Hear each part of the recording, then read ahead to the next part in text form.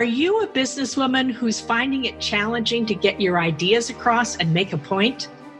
Welcome to Speakers Who Get Results with Elizabeth Bachman, a podcast dedicated to helping women get the visibility they want, whether making a speech or talking in a meeting. If you want to see how your presentation skills are doing, please go to our free 4-minute assessment at www.speakforresultsquiz.com. Elizabeth uses her 30 years of experience as an opera director to help business professionals become better presenters. This special series explores the relationship between business and art. And now, on to the show. Hello, and welcome to Speakers Who Get Results, the relationship between business and art. I'm Elizabeth Bachman, your host, and this is the podcast where we talk about using presentation skills to move your listeners to take action, but also what we can learn from what business can learn from the arts. Today, my guests are Colleen Bonniol and Bob Bonniol of Mode Studios in Seattle. And I really wanted somebody for this series who comes from the design aspect and to talk about how the art and design can teach us about business. We talked about, I made a whole list here. We talked about creating community. We talked about vaudeville. We talked about what's the future of the events industry, where we're going to go. Colleen and Bob and their team at Mode Studios are very much part of what's going to be the future of the event industry. So it's all very exciting. Let me tell you a little bit about Colleen Bonniol, who since 1997 has been the owner, CEO, and executive producer for Mode Studios. It's a Women Business Enterprise, National Enterprise Council certified business, and she's responsible for managing growth and consistently driving innovation to new heights. Colleen has been instrumental in the Seattle-based company's rise as a preeminent force in media and interactive design.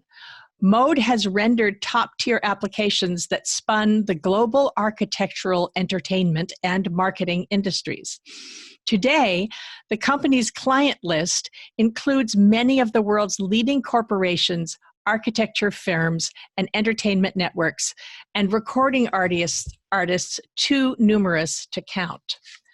Bob is an Emmy acclaimed award winner and an acclaimed director and designer of live production, broadcast, and media-driven interactive installations.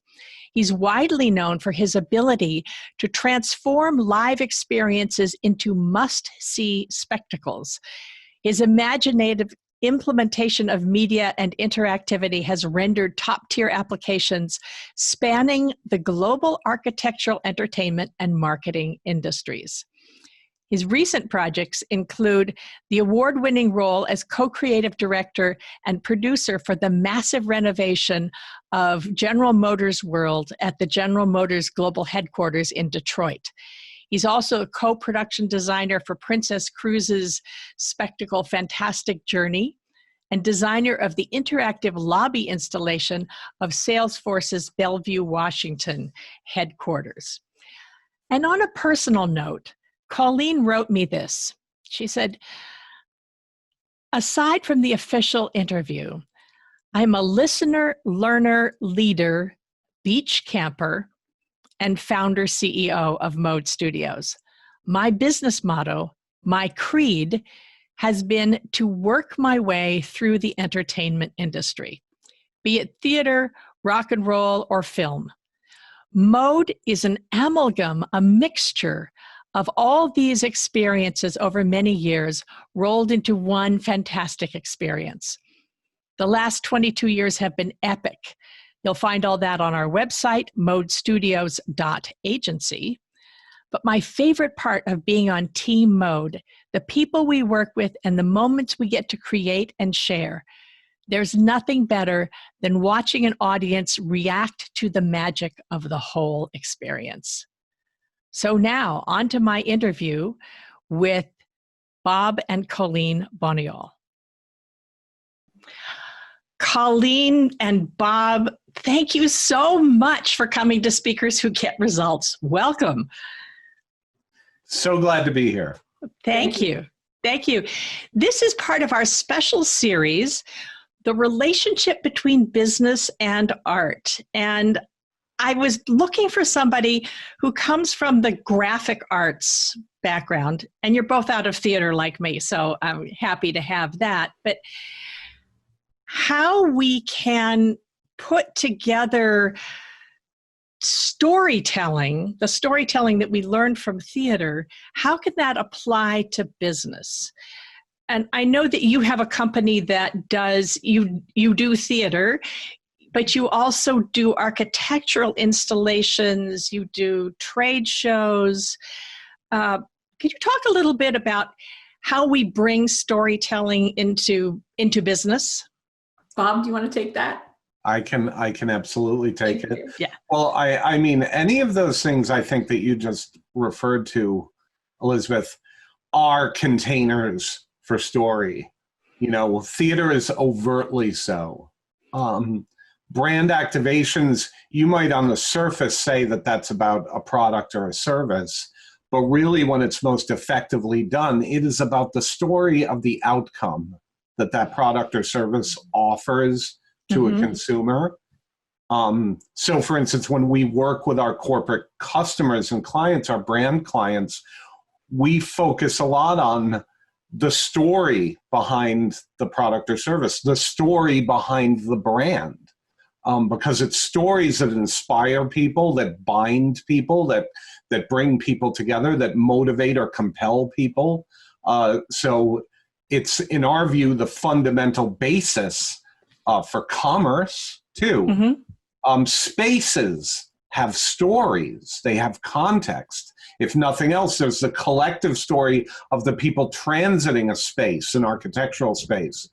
Most of our architectural work has been focused in big public spaces. And in particular, the first space you encounter maybe when you enter a building, like an atrium. Those atriums are the first visual introduction to the stories that are unfolding in that building. Astute architects understand this, and they create spaces to not only tell their own story, but to create a container to hold everybody else's story and gives them elements maybe to add to their stories. So for us, it's all been basically the same vocation, which is creating spaces and contexts and providing raw materials for stories. Actually, that's a really interesting thing, because that's the thing that most people don't think about, is that every time you walk into a building lobby, the impression you get, you're playing with perception, which is one of the big themes in this podcast. So I know you did a big atrium or an entry for Salesforce in Seattle, or Bellevue, Washington, outside Seattle. Can you talk a little bit about the thinking behind that? And we'll post a picture in the show notes. Excellent, thank you. I'm going to pass this off to Bob as well, since he was the head designer on the project, and his storytelling is phenomenal. So. Well, it should be important to know that when we began that project, Salesforce hadn't bought that building. So we did that in the service of the developer who was, who was trying to fulfill a 1% for art obligation, but who was also very cognizant, and the architects who were a firm called LMN, they were also very cognizant that the space was a space that needed to tell a story. And in that case, that story was one of welcome. It was one of the principal architect, her name was Deb Wolf, and she really saw atriums and lobby spaces as a crossroads right? And if we think about the more ancient implication of a crossroads, that's always where you'd find a town. That would always be where you might meet a friend or engage in a piece of commerce, was at a crossroads.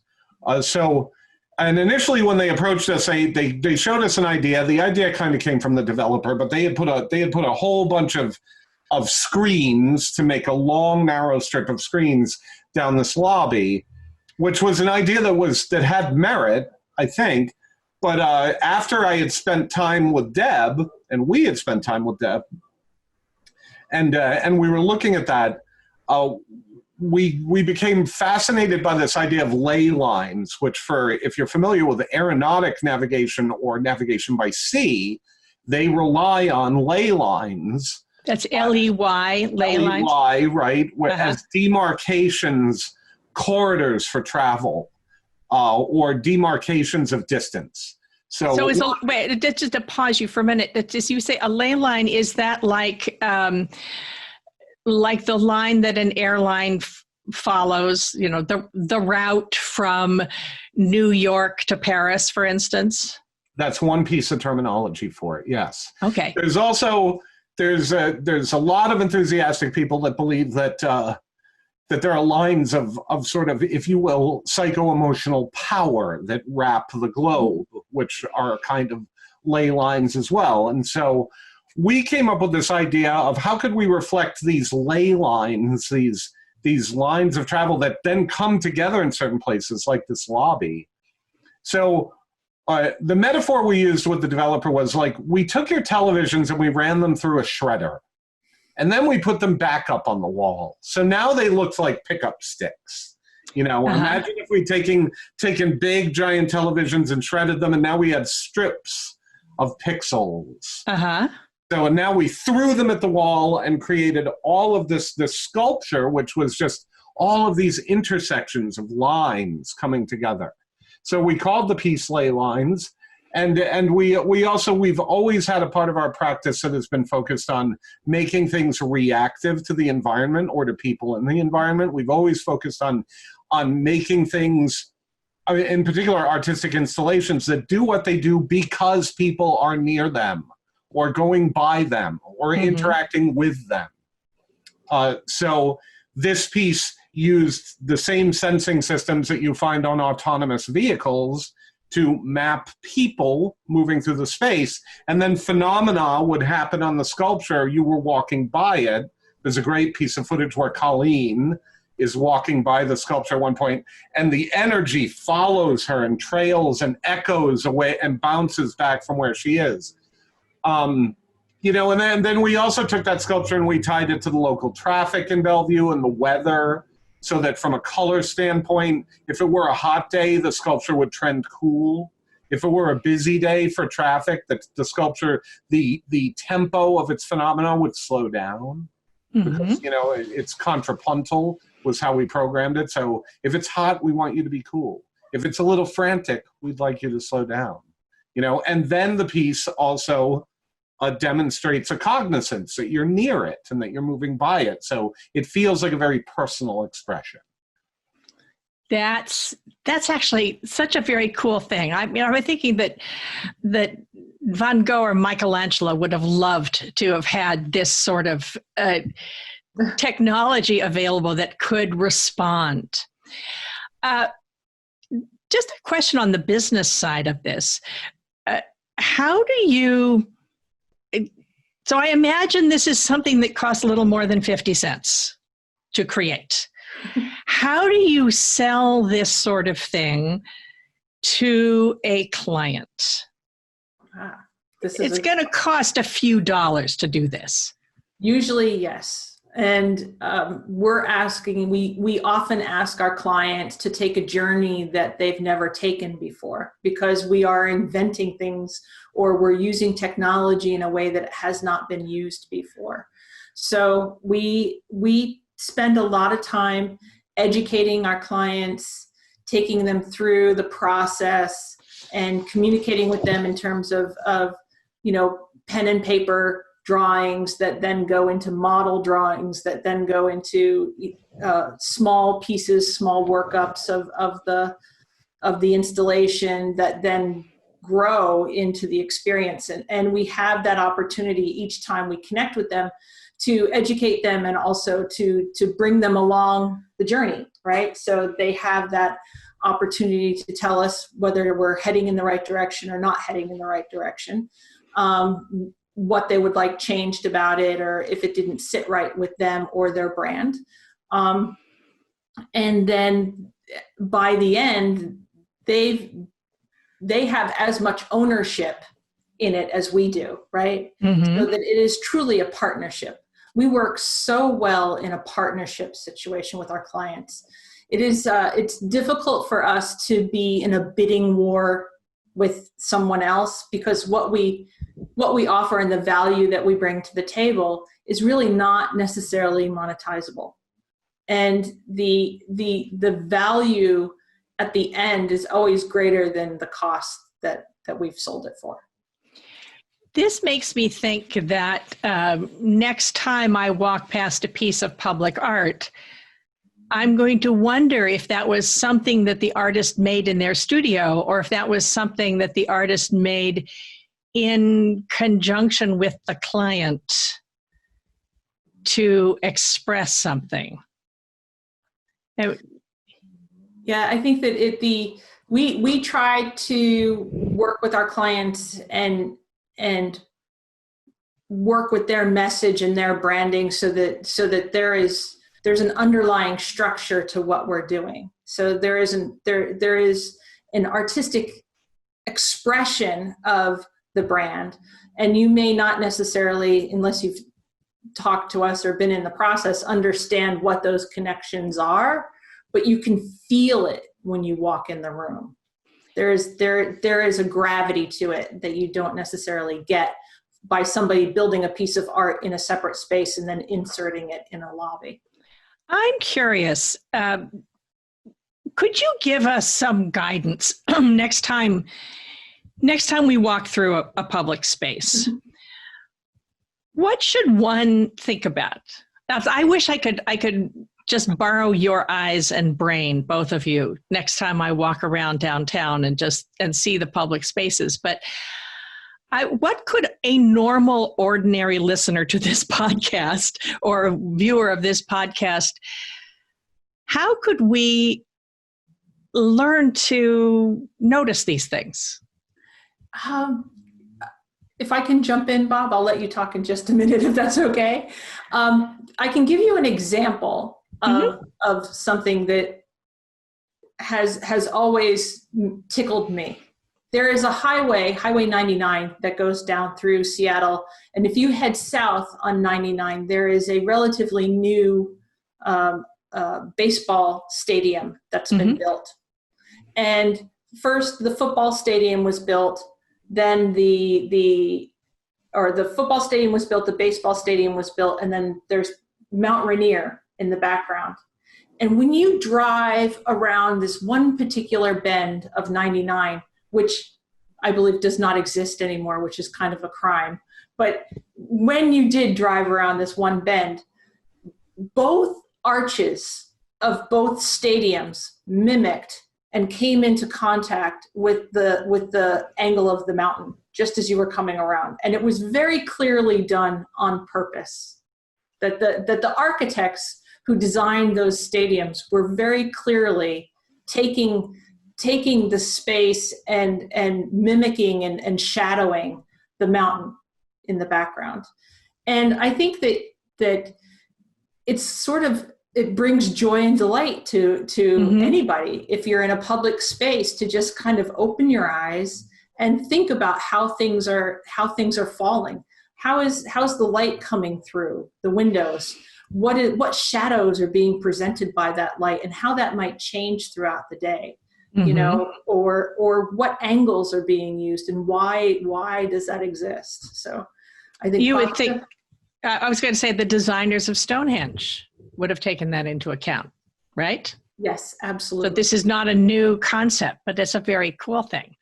Bob, you were going to say something. She so perfectly encapsulated it that I don't know that I have anything else to say other than that the spaces that are extraordinary versus the ones that are ordinary, which are fine, but the ones that are extraordinary are the ones where it becomes apparent that there has been given this intentionality to the design. As Colleen beautifully laid out, why does the light come from that direction? What effect does the light create through shadow? How did those steel arches above the stadium, have that moment where they overlap with Mount Rainier and make a perfect composition? They happen through intentionality.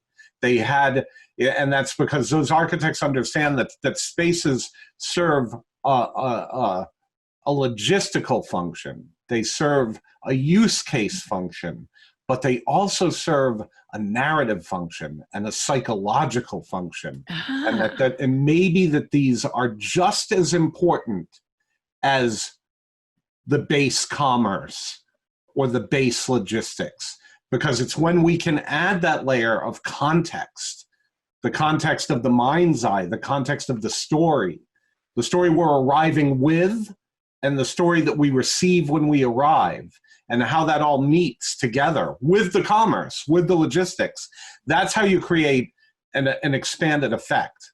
That's how you begin to compel people or inspire people or create real moments of joy or inspiration. This makes me think that, one of these days I need to sit down with you with an adult beverage and talk about how we're supposed to think about spaces in terms of, over the years. I just suddenly had an image of wooden ceilings in 15th century castles and such. But we'll save that for another conversation, because what I want to ask you about is, here we are in the middle of a pandemic.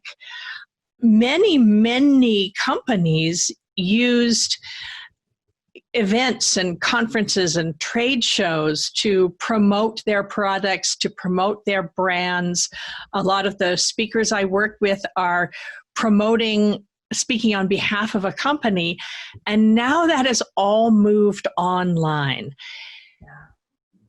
As people who design events, what are you seeing, and where do you think we're going? Big question, I know. It is a very big question. I think Bob can definitely handle that one. I pause because of there's a micro and a macro to that, right? Start macro. I'm going to start macro, which is this. Events, in our view, are acts of in-the-moment ad hoc community building. And it can be easy to think of an event as presentation, listener, actor, audience. And it can be a common conception of that is a one-way relationship. I attend TED, I hear a talk, I receive the talk, right? I attend the ring cycle, and I witness Brunhilde on the mountain, and I receive that, and Brunhilde gives that to me. Really, events are events are a two-way circuit. They're about a broadcast and a feedback. So that can manifest in the simplest way as I'm a speaker, and now someone might ask me a question. So now the relationship has become a two-way relationship. To pause here and just say that one of the things that we're really missing these days, or we have to kind of imagine, is that energetic feedback from the listeners when you're up on stage giving a presentation and you're giving your energy and your ideas out, and they're taking it in and feeding it back to you. And that's one of the things I really miss from being mostly online these days, is that I don't get the chance to get that energetic feedback from the audience anymore. So please go on. It's the two-way. So as we've gone to these virtual, this transformation to these virtual versions of this, I think a lot of people have very naturally focused on how could we create a really good, well-produced stream. They're still thinking about that one-way direction, right? So in the ways where we've been working to create, participate in these kind of events and create them, we've been trying to think of, well, all right, how can we create space for people to interact with each other? An audience, that moment when you're an audience and you look at the person next to you and you're like, oh my God, can you believe this? Or that you yell back at the performer, whether it's a question or just a reaction of joy or a heckle, whatever that is, right? How do you create a space and a channel and agency for that? And this is, it's easy to see these circumstances in this time as one that is limiting us. But I am a big believer, and I think Colleen is too, in beautiful constraints and how they lead you to a place where new forms are created. So at the same time, there are these constricted, we all are suffering, and I think this kind of the fatigue, meeting after meeting, Oh, yeah. webinar after webinar.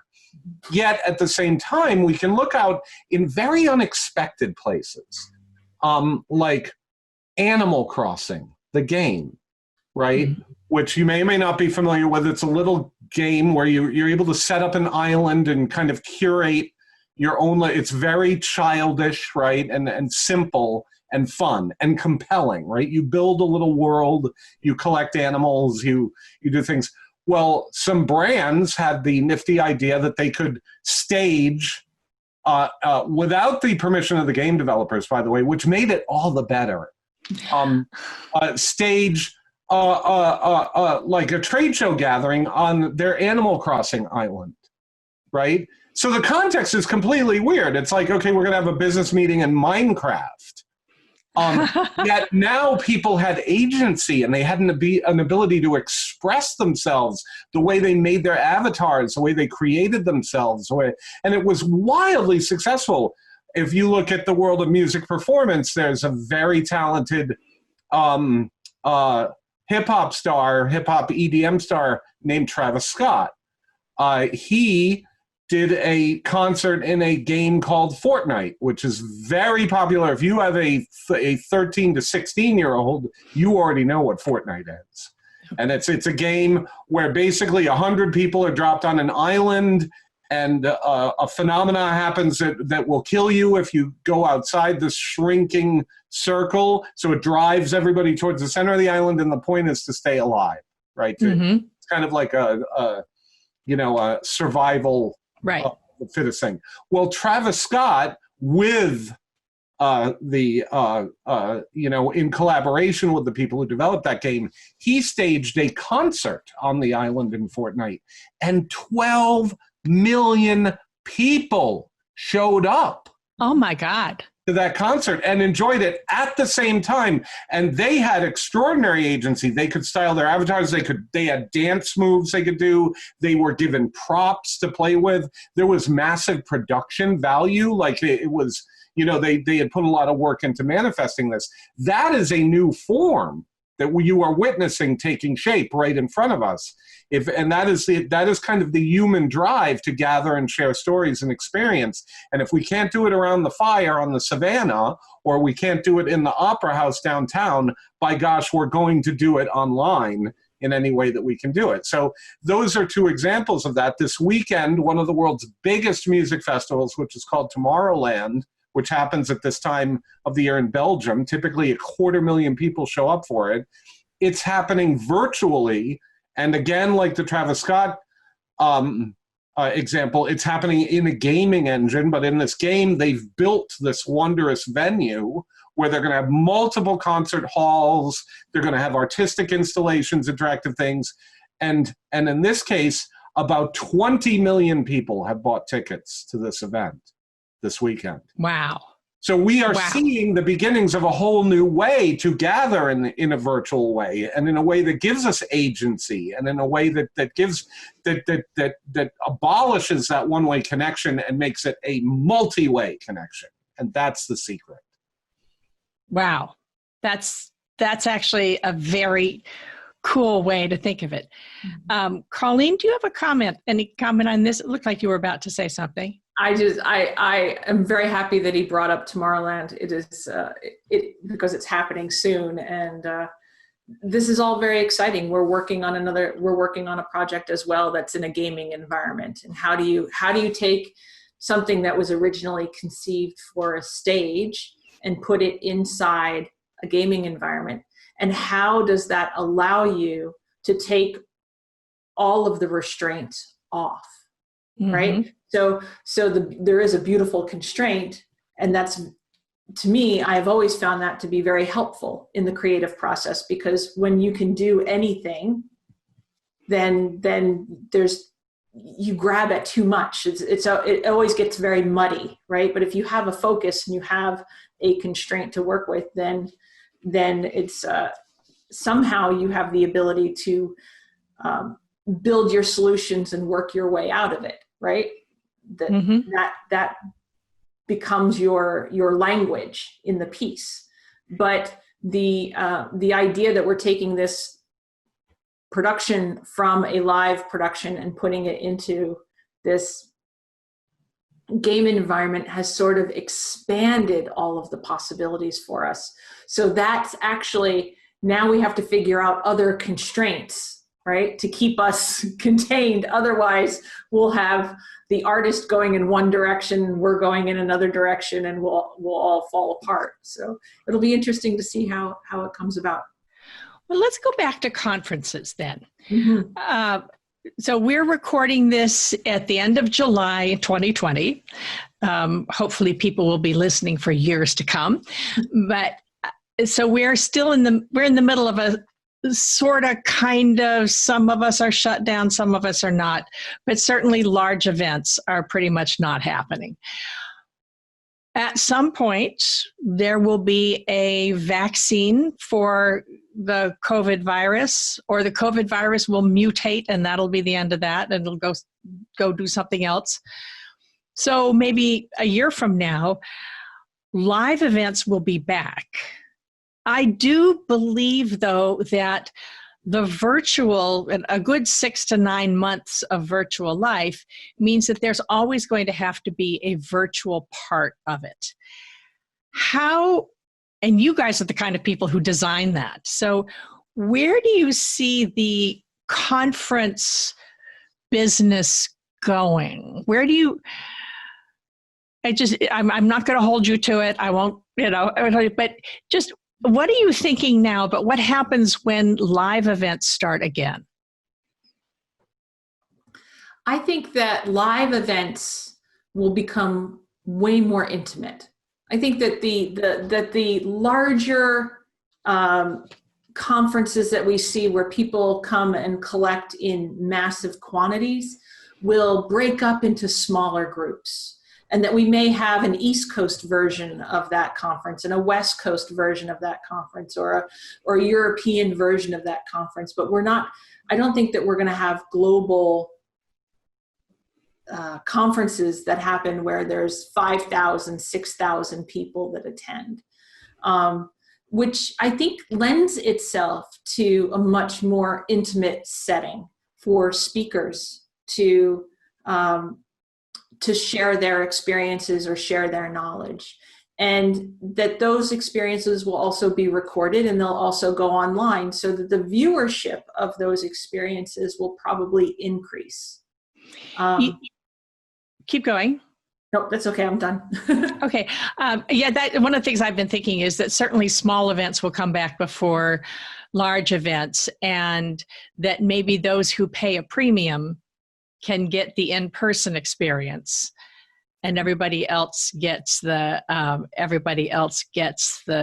virtual experience. I'm curious, the Women Business Enterprise National Council, WeBank, has WeBank Pacific that's where I'm certified, you're certified as women-owned businesses, and they recently did a conference that was all online that you designed. And I'd be curious if you could tell us a little bit. I don't know how much of that's going to be available in the past, in the future. So if I can, I'll put in a connection to it. Or how did you approach designing one of the first completely virtual conference that was different from just your basic Zoom call or something? How did you make it different? How did you approach the thinking around it? I think, well, I'll start, and I'm sure that Bob will have questions or comments that he'll want to add to it.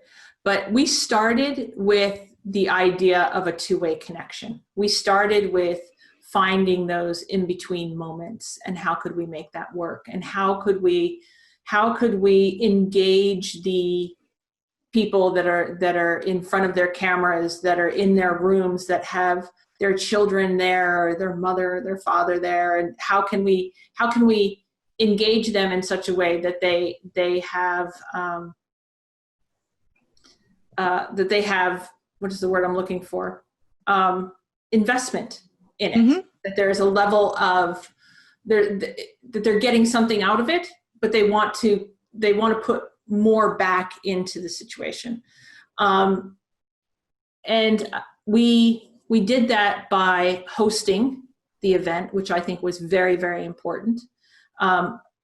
Leslie Fleming was our host for the day, and she worked with us for a month coming up with the script and all of her interactions with the audience. And each and every interaction with the audience, we had a bunch of digital, we called it a digital swag bag that we sent out. We had a bunch of digital items that people could print out and follow along with us.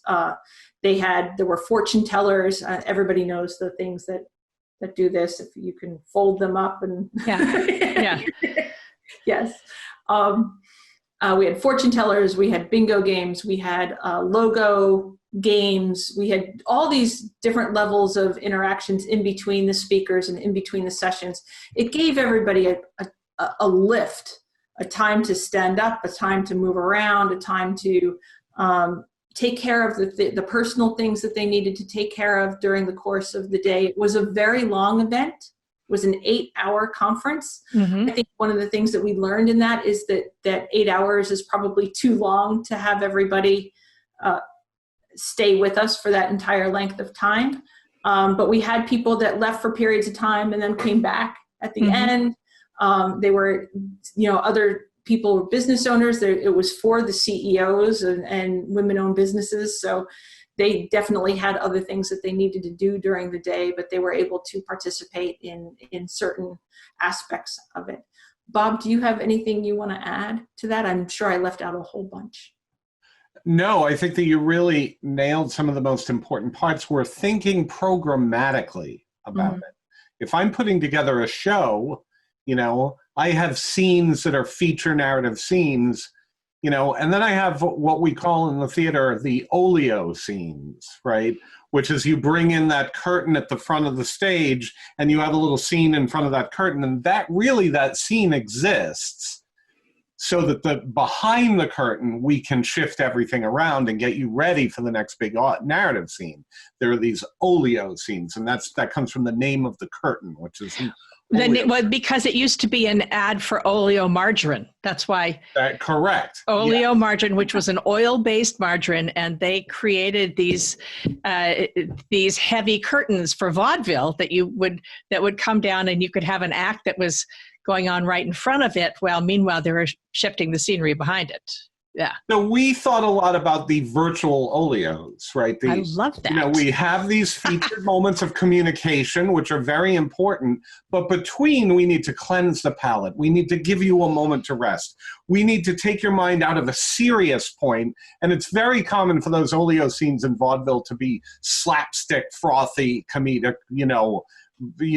easily accessible and funny. Right. So we put focus on having things that seemed, to have a bingo game at a, what is otherwise a very serious conference about economic outlooks and the challenges of diversity, procurement, and supply, and now we're going to play a bingo game, that might seem a little weird, but in fact, it elicited a lot of joy from people that day. That there was a lot of reactions in the chats, which was another mechanism we gave to people to constantly be engaging with the event, was they could be in the chats asking questions, sharing reactions and feedback. People loved it, and they loved those moments, the fortune teller moment, the other sort of game moments, creating those transitional places where we can shift your mindset, your state of mind, your consciousness, get you ready to receive something else. And so you're not fatigued from having just gotten something serious and now you're going to stack something else on top of it. Let's hang on a minute. Let's do some intentional laughing. Let's do some intentional dancing, if you will, movement, right? Ballets in operas, in my view, often have the same purpose, which is to, to take a break from narrative singing, and now we're going to give you a moment where you can construct your own kind of story points. We're going to express through dance what's happening, and you can sit back and not have it dictated to you, but come up with your own thing. So live events and live performances have these opportunities. So we tried to create them in the virtual as well. I love that. I think the idea of giving joy as part of a conference is, I think, it's a great way to end. Tell us, who are the sorts of people that you work with? And we're going to put up all sorts of notes of how to follow you in the show notes. But if somebody who's listening knows somebody who would be appropriate for you, who would it be? Well, Elizabeth, that's changing, right? With COVID-19, who we're working with now is very different than who we were working with 6 months ago. But we work with communities that want to build community, or that have a community that they want to entertain and educate. That's the biggest, broadest look on that. Okay. And we work well with people that don't necessarily know what they want. They know they want something different. They know they want help with it, and they're willing to partner with us in terms of getting them what they're looking for. So we don't come in with preconceived notions of what somebody wants. We kind of listen to them and really figure out what it is that they're looking for. And then we are problem solvers, right? So we solve problems. We build solutions. Do we have to be the size of Salesforce or General Motors to work with you? No, and one of the most gratifying things that has been going on lately is most of the work we've been doing has been for marginalized communities. So working with, we're in conversations now with the NMSDC, which is the National Minority Supply Diversity Council. We're talking about working with the San Diego library system. We're talking about, we did that last event with Webeck Pacific. We've been finding a need what more appropriate, a more critical place right now to be working than to be providing this opportunity to create community and bring people together and give them inspiration and joy and information, than to be doing that with communities who are otherwise stifled. Or Yes. Otherwise have been, their voices or their being has been oppressed. So we've been finding, it's been so gratifying to find that so much work is happening there. At the same time, we're actually talking to Salesforce about stuff, and we're talking to other big brands because they also have communities. And they have that they want to communicate with, and interestingly enough, though they are scaled and though they are big commercial ventures, we find that the leaders of even those people are thinking about, how do we connect? How do we stay connected? How do we do good? Which is amazing to hear. So that's wonderful. Colleen Bonniol, Bob Bonniol, thank you so much for coming on Speakers Who Get Results. I'm really excited. This is a nice, different spice to add to this art series. This has been Speakers Who Get Results, the relationship between business and art. I'm Elizabeth Bachman, your host. And if you're interested at all in thinking about presentation skills and how your presentation skills could maybe be better, I invite you to take my free assessment. It's only 4 minutes, and it's at speakforresultsquiz.com. That's www.speakforresultsquiz.com. And in 4 minutes, you can see where you are really strong with your with your presentation skills, and where you might need a little bit of support. This has been Elizabeth Bachman. I'll see you on the next one. We have just concluded another great episode of Speakers Who Get Results with your host, Elizabeth Bachman. If you got value from today's episode, please feel free to share us with your friends and colleagues. You may also visit elizabethbachman.com for additional resources. Be sure to tune in every week for new episodes, and thanks for tuning in.